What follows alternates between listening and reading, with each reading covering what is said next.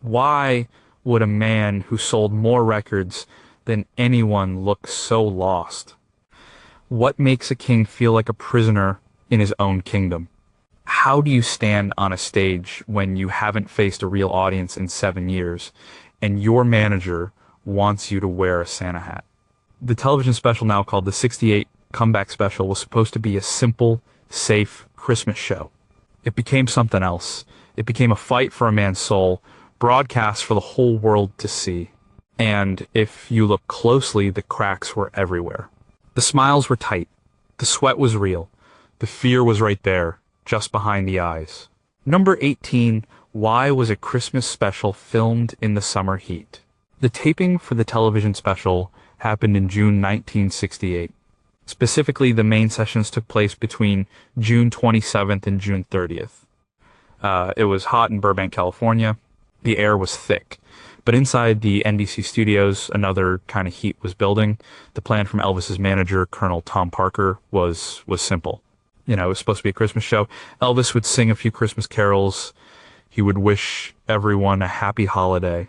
The sponsor, Singer Sewing Machine Company, would sell their products. It was a safe, easy, and completely forgettable idea. The Colonel had already booked the studio time. He had a contract with NBC. The special was titled Elvis. But in his mind, it was a holiday cash-in. No risk, no edge. Just Elvis, a few sweaters, and some wholesome Christmas cheer. He envisioned a program where Elvis would walk on, sing 20 carols, say Merry Christmas, everybody, and walk off. That was the extent of his creative vision. It was a vision rooted in the past, in the sanitized, family-friendly image he had carefully curated for Elvis throughout the 1960s. The director, Steve Binder, saw something else. He saw a man who was creatively starving. He saw an artist who had been sidelined by his own fame and by the terrible movies he was forced to make. Binder knew a Christmas show in December, featuring an artist who hadn't been relevant for years, would be a disaster. It would be laughed at. It would confirm every suspicion that Elvis Presley was a relic. He had to convince Elvis and fight the Colonel. The fight started before the cameras even rolled. The pressure began with this fundamental conflict. Elvis was caught in the middle. On one side was the man who had guided his entire career, the Colonel. Parker was a carnival barker at heart. He understood deals, money, and control. He did not understand artistry or the changing cultural landscape of 1968. He saw Elvis as a product, and the Christmas special was just another package for that product. On the other side was a young, ambitious television director. And Binder had worked on shows with a contemporary feel like the TDAMI show, which featured James Brown and the Rolling Stones. He saw the fire that was still inside Elvis. He wanted to capture that, not smother it with fake snow and sleigh bells. He wanted to remind the world who Elvis Presley was, not who the Colonel wanted him to be. So the battle lines were drawn in a hot Burbank studio. The special was scheduled to air in December, but it was being created in the sweltering heat of a California summer. This disconnect was a perfect metaphor for the entire project. They were creating a winter wonderland while a fire was raging just beneath the surface.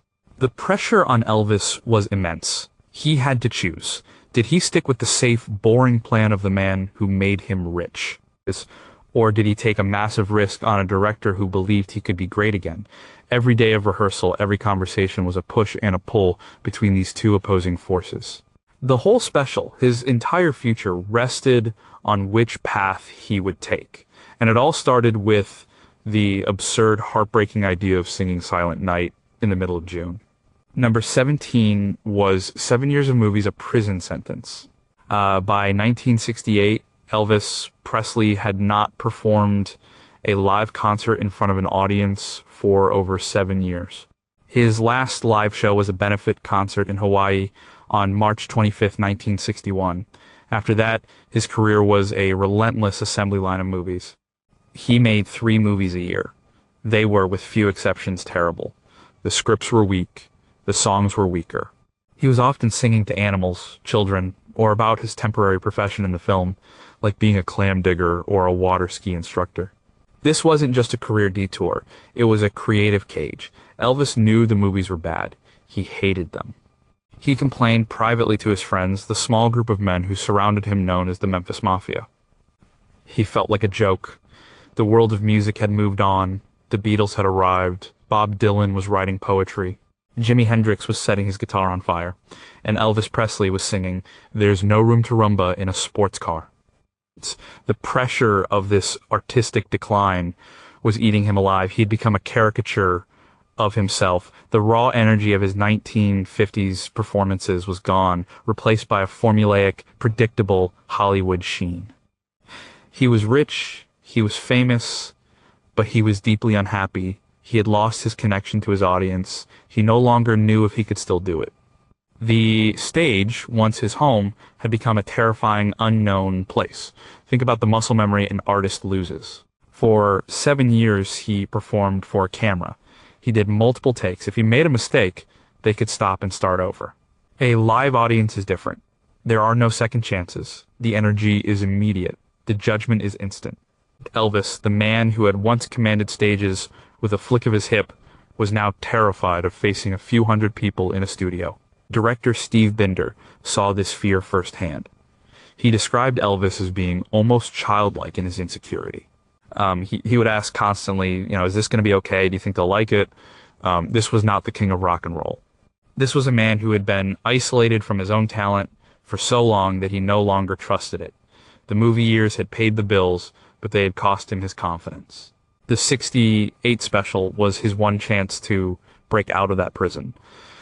But to do that, he had to walk back onto a stage. He had to face the people he had been hiding from. He had to prove, mostly to himself, that the man who changed the world was still in there somewhere. The weight of those 7 years, of all those silly songs and bad scripts, was on his shoulders. If he failed, he wouldn't just be a fading movie star. He would be a footnote. The comeback special wasn't just a TV show, it was a parole hearing. Number 16, who was he trying to impress? The network was NBC. The sponsor was the Singer Sewing Machine Company. Both had a lot of money on the line.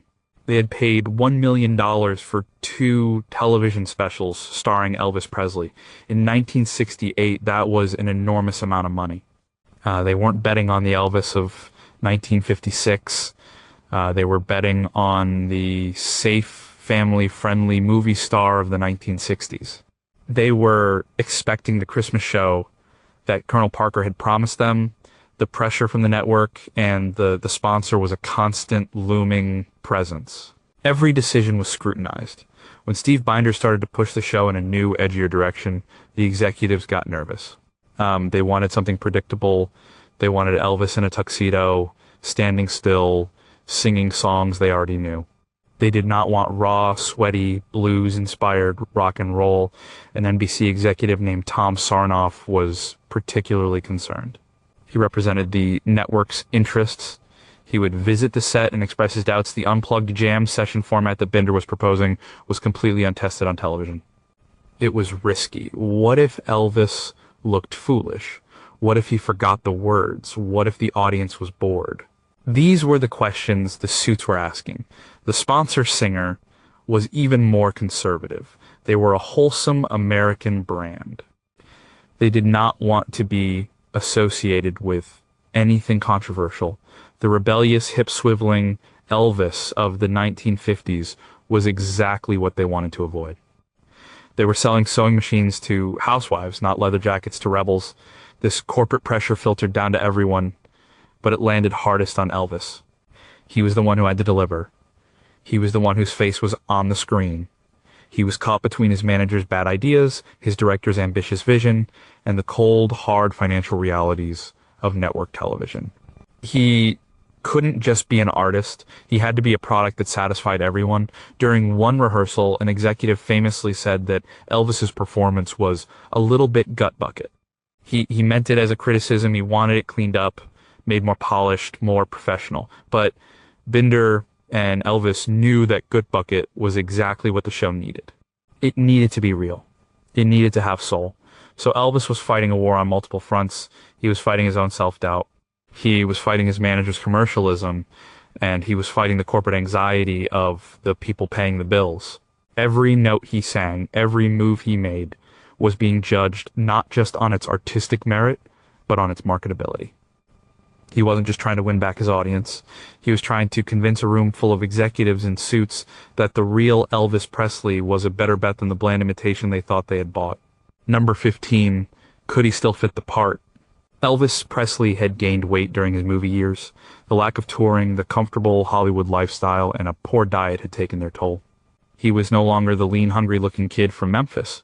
When he saw the initial costume sketches by designer Bill Ballou, especially the tight-fitting black leather suit, he knew he had to make a change. The pressure to transform his body was intense and self-imposed. He wanted to look like the Elvis everyone remembered. He wanted to look like a rock star, not a movie star on vacation. So, in the weeks leading up to the taping, he went on a crash diet. He worked out relentlessly with his friend and bodyguard, Red West. He practically starved himself. His friends were worried. He was pushing himself to the limit. The diet was extreme. He was losing weight rapidly, but it was draining his energy. This physical pressure compounded the mental and emotional stress he was already under. He was preparing for the biggest performance of his life while simultaneously depriving his body of the fuel it needed. By the time the cameras rolled, he had lost around 20 pounds. He looked fantastic. The leather suit fit him like a glove. But the transformation came at a cost. He was lean, but he was also running on fumes. When you watch the special, you can see the results of this discipline. He looked sharp, dangerous, and impossibly handsome, but knowing the backstory adds a layer of heartbreak. He wasn't just getting in shape, he was desperately trying to recapture his own youth. He was trying to literally reshape himself into the man he used to be, because he was terrified the world wouldn't accept the man he had become. This physical discipline was a form of control. In a situation where so much was out of his hands, the network's demands, the colonel's plans, the audience's expectations, his own body was one thing he could command. It was a way of focusing his anxiety. If he could conquer his own physical appearance, maybe he could conquer the stage as well. But it was a fragile victory. The weight loss was temporary. The underlying issues of diet and lifestyle would return. For this one moment, however, he willed himself into becoming the image of a rock and roll god. It was a heartbreaking act of dedication. He was not just performing. He was sculpting himself for the role, and the process was grueling. The pressure wasn't just to sing well. It was to look like a legend, and the effort it took was immense. Number 14, what happens when two worlds collide? The entire 68 special was a battle between two men with two completely different visions, Colonel Tom Parker and Steve Binder. This conflict was the central source of pressure on Elvis, who was caught directly in the middle. Colonel Parker was old school show business. He believed in controlling every aspect of his client's career. He saw the special as a simple transaction. Elvis sings Christmas songs, the network pays, everyone goes home rich. He had no interest in art relevance or legacy. He was a manager, but he acted more like an owner. He had forbidden Elvis from touring internationally, limited his creative input, and trapped him in the lucrative but soul-crushing movie deals. His word was law. Steve Binder was the opposite. He was a young, forward-thinking director who understood the power of television to create iconic moments. He saw the potential for something truly special. He didn't want to produce a safe, boring holiday special. He wanted to produce a cultural event. He wanted to strip away the Hollywood artifice and reveal the raw talent underneath. He believed in Elvis the artist, not Elvis the product. The clash was inevitable. The Colonel would show up on set and try to interfere. He hated the idea of the informal, sit-down jam sessions. He thought it looked unprofessional, like a rehearsal. He called it a guitar string plucking hoedown. He wanted a big production with dancers and elaborate sets. He wanted everything polished and predictable. Binder had to constantly run interference. He would shield Elvis from the Colonel's negativity. He would have meetings with Parker, listen to his demands, and then go and do what he thought was right. He formed a creative alliance with Elvis, encouraging him to trust his own instincts. For the first time in years, someone was telling Elvis that his own musical ideas were valid and exciting. One of the biggest fights was over the final song. The Colonel insisted that the show end with a traditional Christmas song, as originally agreed.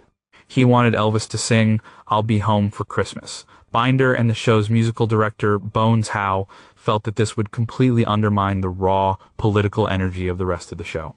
This is where the pressure on Elvis was most acute. He had to defy the man who had controlled his life for over a decade. It was a terrifying prospect. The Colonel could be vindictive. He held all the contracts, but inspired by Binder and the energy of the music he was making, Elvis sided with the director. This power struggle was fought every single day of production. It was a battle for the creative soul of the show and for Elvis's own artistic future. He had to choose between the comfortable prison of the past and the frightening freedom of the future.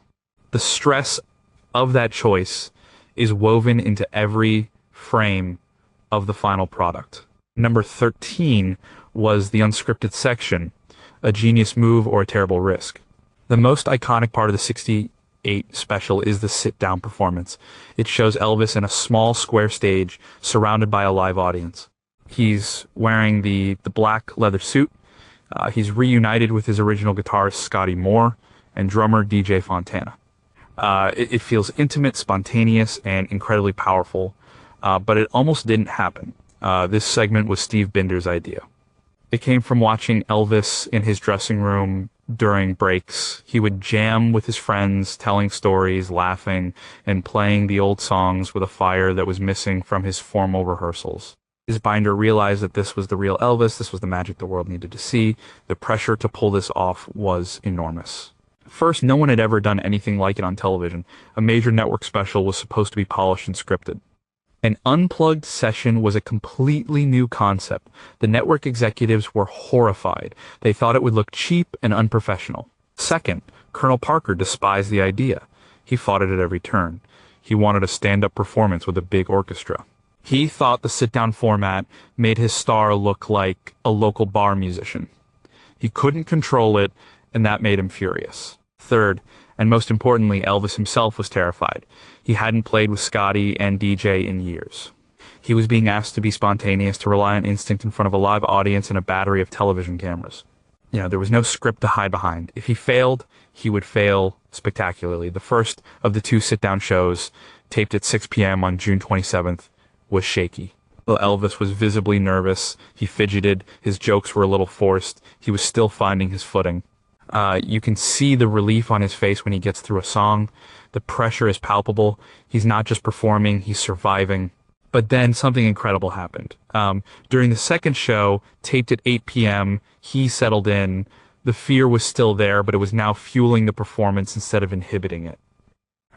He started to relax, he told stories, he teased his bandmates, and he sang with a passion and a power that no one had seen in a decade. He was feeding off the energy of the crowd. He was rediscovering himself in real time. The risk paid off.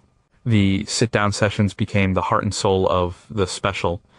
They were raw, authentic, and thrilling. But it was a gamble that could have easily backfired. It put Elvis in the most vulnerable position possible, with nothing but a guitar and his own talent to protect him. The pressure was immense, but it was that very pressure that forged one of the greatest moments in music history.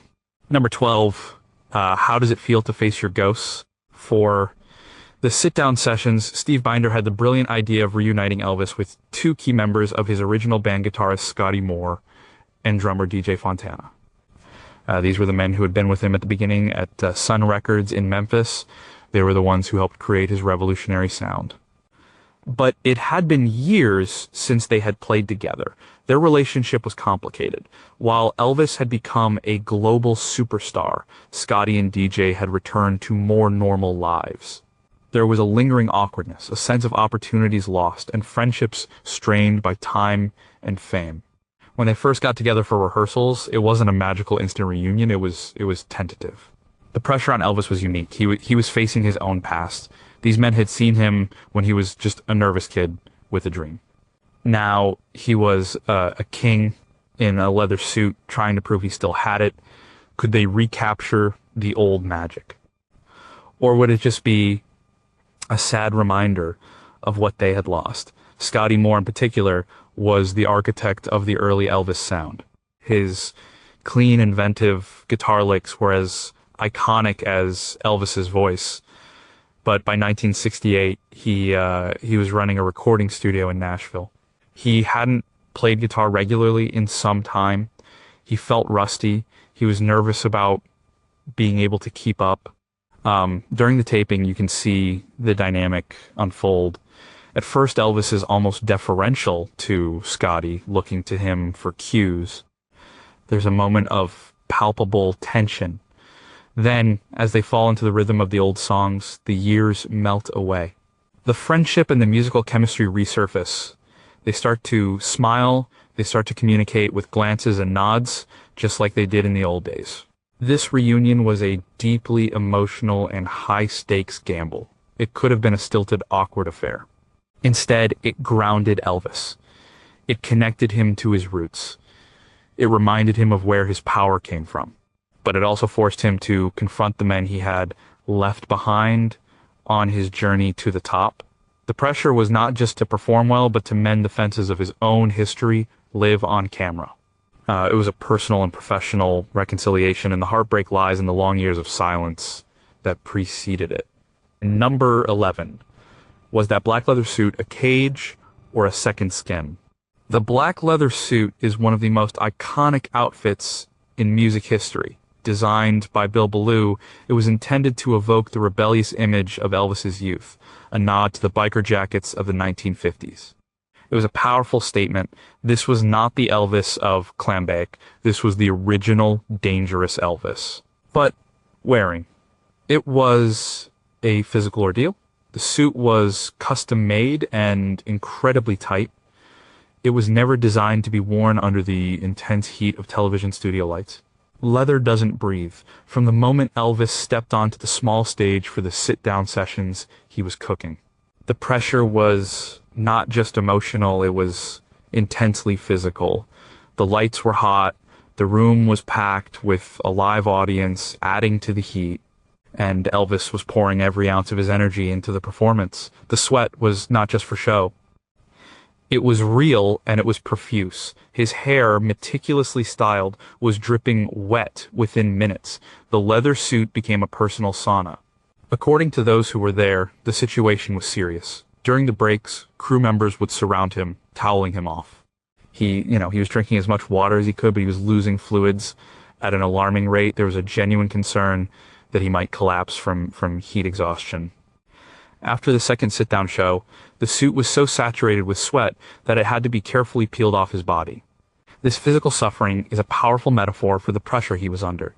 He was trapped inside this image of his former self, and it was literally draining the life out of him. Yet, he never let it show in his performance. The pain and discomfort seemed to fuel him, adding to the raw, desperate energy of his singing. The suit was both a cage and a source of power. It was a cage because it was physically restrictive and torturous to wear. But it was also a second skin, a suit of armor. When he put it on, he became the Elvis the world needed him to be. He was reclaiming his identity. The decision to wear that suit, to endure that physical punishment for the sake of the performance, shows the depth of his commitment.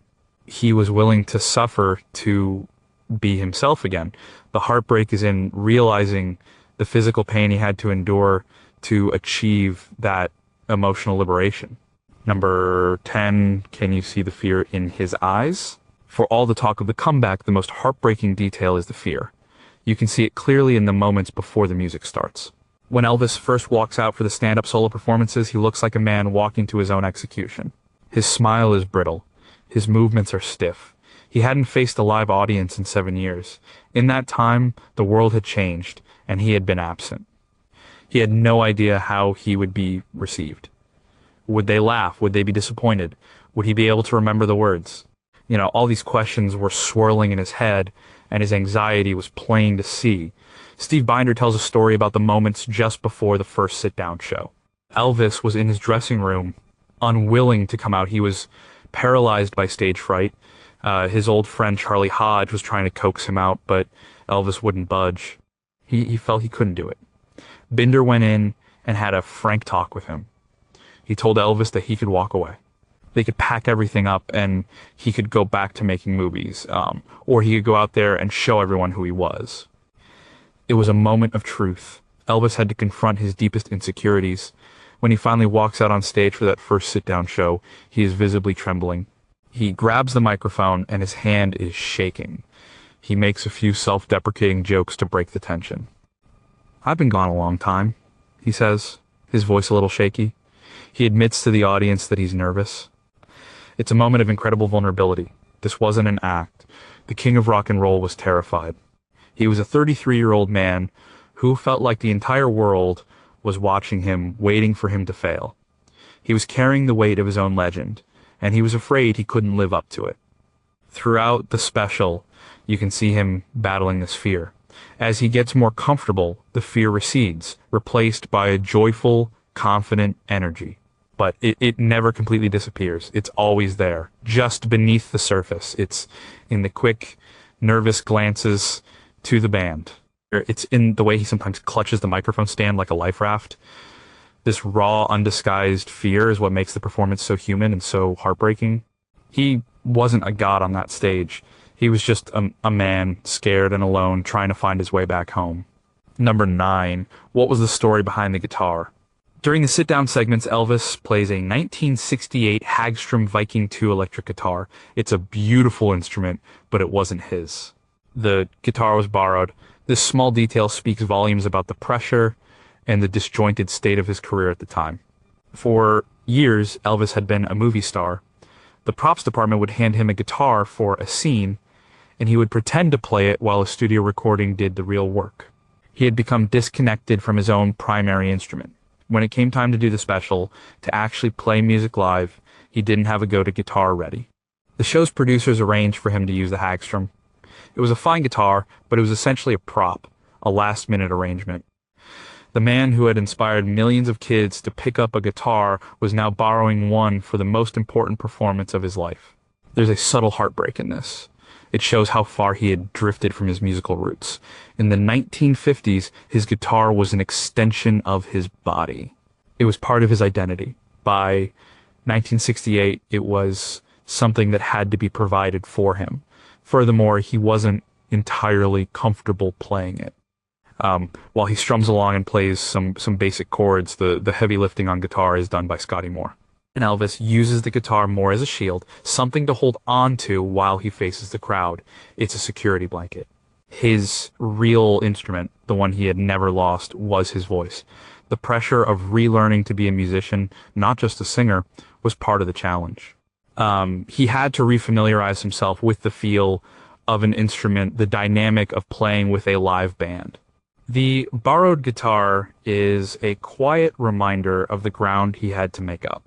He wasn't just stepping back onto a stage, he was stepping back into the role of a hands-on musician, a role he had abdicated for 7 long years. The instrument in his hands was a symbol of both his past glory and his present uncertainty. Number 8, why did he apologize for his own career? Throughout the special, especially during the informal sit-down segments, Elvis is incredibly self-deprecating. He makes jokes at his own expense. He talks about his movies and the terrible songs he had to sing. At one point, he starts singing a line from a movie song and then stops laughing as if he can't believe how bad it is. He says things like, "I'd like to do a song from one of my movies. I have to. The tone is apologetic." He's essentially apologizing to the audience for the last 7 years of his career. This was not a scripted bit. It was a genuine expression of his own feelings. He was embarrassed by the work he had been doing. He knew he had sold out. The pressure to acknowledge this, to get it out in the open, must have been immense. He couldn't pretend that movies like Harem Scarum or Paradise Hawaiian Style were artistic achievements. He had to own up to them. By making fun of himself, he was disarming the critics before they could attack. He was saying, I know, it was bad. But that's not who I really am. It was a clever strategy, but it was also profoundly sad. He was a man who had been forced to compromise his own artistic integrity for so long that his only recourse was to treat it like a joke. This public apology was a necessary part of his comeback. He had to shed the skin of the silly movie star to reveal the serious artist underneath. But the fact that he felt the need to do it at all is heartbreaking. He was apologizing for the choices that had been made for him, for the creative prison the Colonel had built around him. The audience laughs with him, but there's a nervous energy to it. They are witnessing a man publicly reckoning with his own artistic decline. It's uncomfortable and deeply personal. He's not just singing songs, he's performing a kind of public therapy session, trying to make peace with the years he lost. The pressure of that public confession is immense, and his use of humor is a brave, if painful, way of dealing with it. Number 7, who was he singing to in the gospel medley? One of the most powerful and personal segments of the special is the gospel medley. Elvis is dressed in a dark two-piece suit standing in front of a gospel choir. The energy is completely different from the rock and roll numbers. It's soulful, sincere, and deeply felt. Gospel music was Elvis's first love. It was the music he grew up with in Tupelo and Memphis. It was the music he returned to in private moments throughout his life. It was his sanctuary. The pressure to include a gospel segment in the special came from Elvis himself. It was non-negotiable. This was his chance to show the world the music that meant the most to him. When he sings songs like Where Could I Go But to the Lord and Saved, he is not just performing. He is testifying. The performance is raw and emotional. He closes his eyes. He gets lost in the music. The hip-swiveling rock star disappears, and what's left is a man reaching for something divine. The heartbreaking detail is what this music represented to him. It was a source of comfort in a life that was often chaotic and lonely. Surrounded by his entourage, he was often the most isolated person in the room. This gospel music was his connection to his mother, Gladys, who had passed away 10 years earlier. It was his connection to his faith and his southern roots. In the middle of this high-stakes, career-defining television special, he insisted on creating a moment of pure, honest worship. He wasn't singing to the audience or the network executives. He was singing to his God and perhaps to the memory of his mother. You know, it was the most authentic part of the show because it was the most authentic part of him. The pressure here was internal. It was the pressure to be true to himself, to share the deepest part of his soul with a mass audience. In an industry built on artifice, this was a radical act of sincerity. It was his way of saying that, beneath the leather and the fame, he was still just a poor boy from Mississippi who found solace in the old hymns. Number 6, what did he do when he forgot the words? During the second sit-down show in the middle of a powerful performance of Blue Christmas, Elvis forgets the lyrics. He sings the first line, "I'll have a blue Christmas without you," and then he stops. He can't, remember what comes next. In that moment, you see a flash of pure panic in his eyes. He's on a national television special. The cameras are rolling. The audience is silent, and he has gone completely blank. This is a performer's worst nightmare. The pressure of the situation could have caused him to freeze completely. He could have stopped the show, looked foolish, and confirmed every fear that he had lost his touch. But what he does next is remarkable. He doesn't panic. He dissolves into laughter. He laughs at himself, a deep, genuine belly laugh. The audience, seeing his human moment of fallibility, laughs with him. The tension is broken. He turns to his bandmates, still laughing, and they feed him the line. He picks up the song and finishes it with even more energy than before. This tiny moment is one of the most heartbreaking and beautiful parts of the special. It's heartbreaking because it reveals the immense pressure he was under. His mind, overloaded with stress and anxiety, simply blanked out. The 7 years away from the stage had made him vulnerable to this kind of mistake, but it's beautiful because of how he handled it. Instead of letting the fear win, he embraced his own imperfection. He showed the audience that he wasn't a flawless icon. He was a human being who makes mistakes, and in that moment of vulnerability, he connected with them more deeply than any perfect performance could have. He turned a potential disaster into a moment of pure, unscripted charm. It showed his resilience and his natural charisma. But it also serves as a stark reminder of how close to the edge he was. The pressure was so intense that it could and did cause him to falter. His recovery was masterful, but the crack in the facade was there for all to see. Number 5, why was a protest song the hardest fight of all? The finale of the special was the subject of the most intense battle between Steve Binder and Colonel Parker. The Colonel was adamant that the show end with Elvis singing "I'll Be Home for Christmas" while wearing a Christmas sweater. It was the safe, commercial, and completely wrong choice. Binder knew the show needed a powerful contemporary statement to close it. The year 1968 had been one of the most turbulent in American history. Martin Luther King Jr. and Robert F. Kennedy had been assassinated. There were riots in the cities and a divisive war in Vietnam. To end a show about rebirth and relevance with A Gentle Christmas Carol would have been a massive artistic failure. Binder went to the show's musical director, W. Earl Brown, and asked him to write a song that captured the feeling of the times, a song about hope and reconciliation. Brown went home and inspired by the recent death of Martin Luther King Jr., wrote "If I Can Dream Overnight." When Elvis heard the song, he was moved to tears. He said, "I'm never going to sing another song I don't believe in." This was the statement he wanted to make. This was the song he wanted to sing. The pressure from the Colonel was immense. He hated the song. He called it a protest song and said it wasn't Elvis's style. He forbade Elvis from recording it. This led to a huge confrontation. Elvis, for one of the first times in his career, stood up to his manager. He told the Colonel, in no uncertain terms, that he was going to record the song.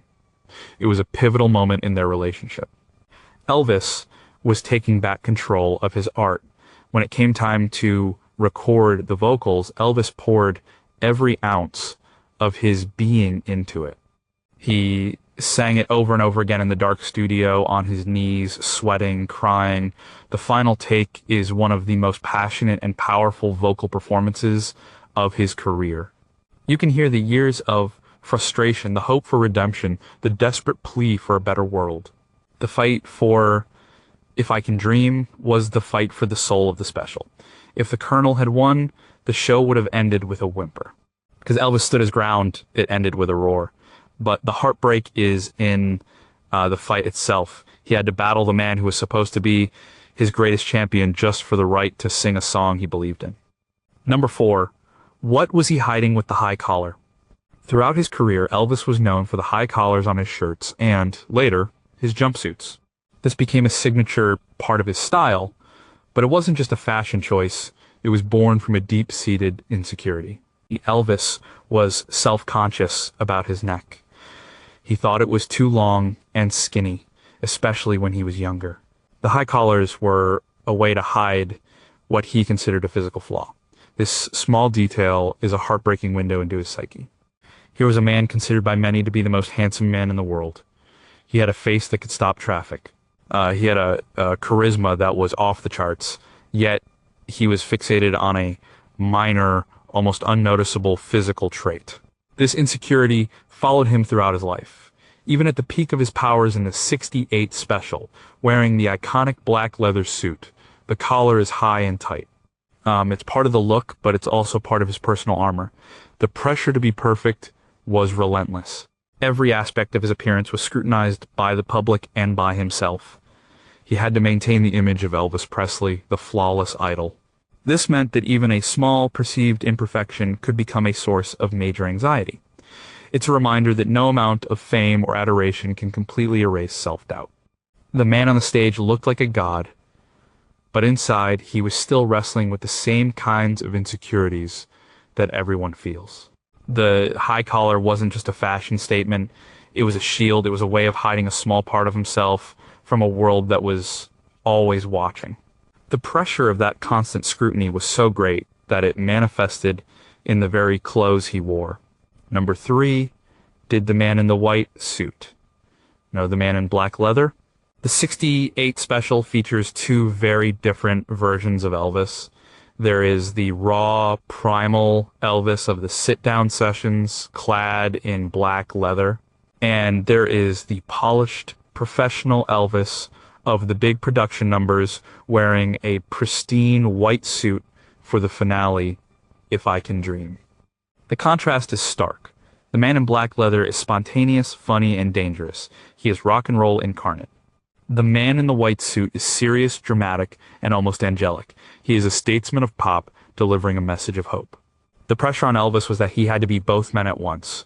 He had to bridge the gap between his rebellious past and a more mature contemporary future. He had to prove that he could still rock with the best of them, but also that he could deliver a song with weight and substance. This duality created a kind of internal conflict. Which one was the real Elvis? Was he the wild kid from Memphis or the polished Las Vegas showman he would soon become? The special catches him at the exact moment of transition. He is standing with a foot in both worlds. The man in the white suit seems to be a deliberate creation, a conscious move away from the greaser image. It's a cleaner, more acceptable image for a mainstream television audience. The black leather, on the other hand, feels like a regression to his most authentic self. The heartbreaking part is that he couldn't just be one or the other.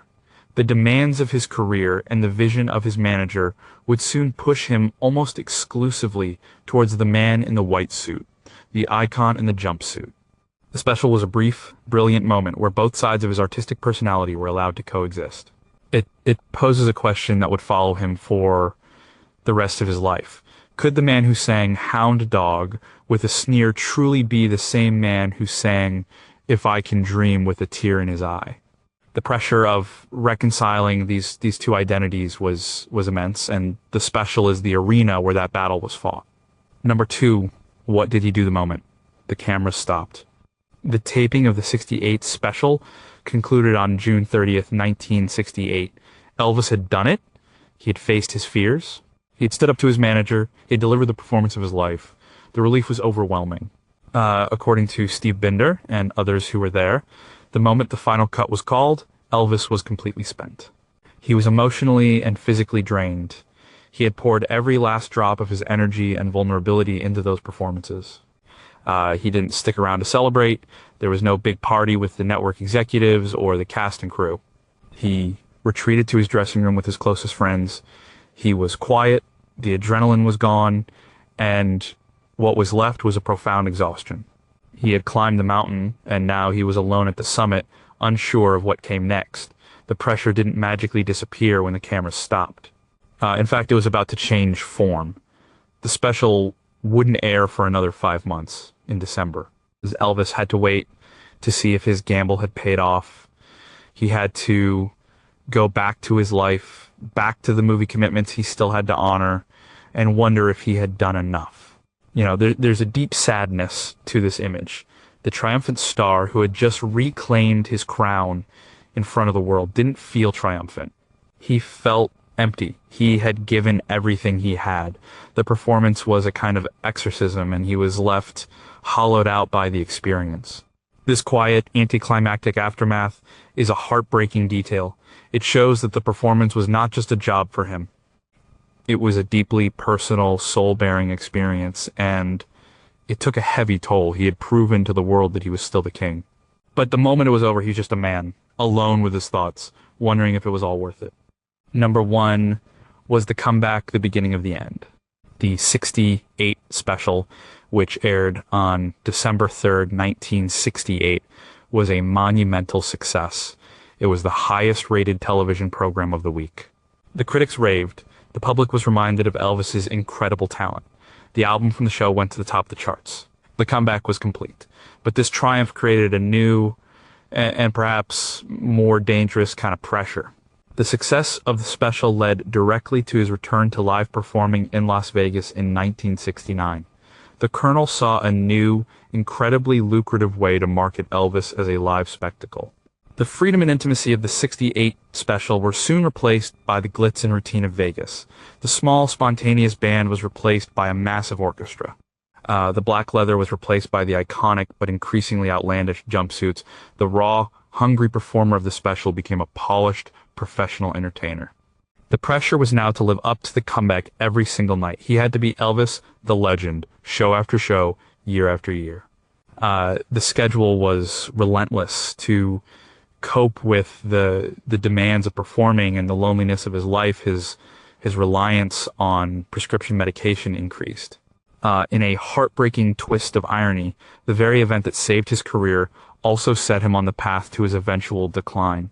The '68 special was a moment of pure, unfiltered artistic honesty. But the industry that surrounded him quickly found a way to package that honesty and sell it as a product. He never again achieved the same level of raw vulnerability that he showed in that Burbank studio. He was trapped by the success of his own comeback. He had broken out of the prison of the Hollywood movies only to find himself in a new, more glamorous prison in Las Vegas. The '68 special remains a singular achievement. It's a snapshot of an artist fighting for his life and winning. But the heartbreaking reality is that the victory was temporary. The pressures that haunted him, the isolation, the demands of fame, the commercial instincts of his manager never went away. They just changed their shape. The comeback was a glorious, beautiful, and ultimately tragic moment. It was the last time the world got to see the real Elvis Presley before the legend consumed the man.